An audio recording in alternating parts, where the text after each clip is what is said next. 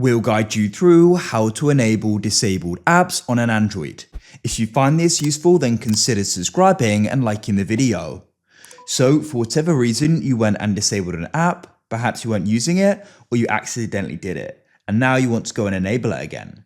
We're going to guide you through how this is done. Make sure you watch this full guide and don't skip ahead. Otherwise you may go and miss an important part of this guide.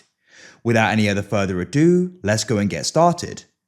So what you need to do is you need to go and swipe up and go and find your settings. You can always go and search at the top or swipe across until you find them.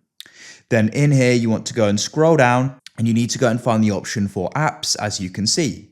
Wait for this to load and you can then start scrolling down. You need to go and find the app that you want to go and enable. You can always go and search for it in the top right. When you go and find it, you want to go and tap on it. You can see it says disabled. Then we can go and press enable and that's it. Now you can come out of it, swipe up and search for it at the top. And when you go and see it, you can tap and hold your finger on it and go and press add to home.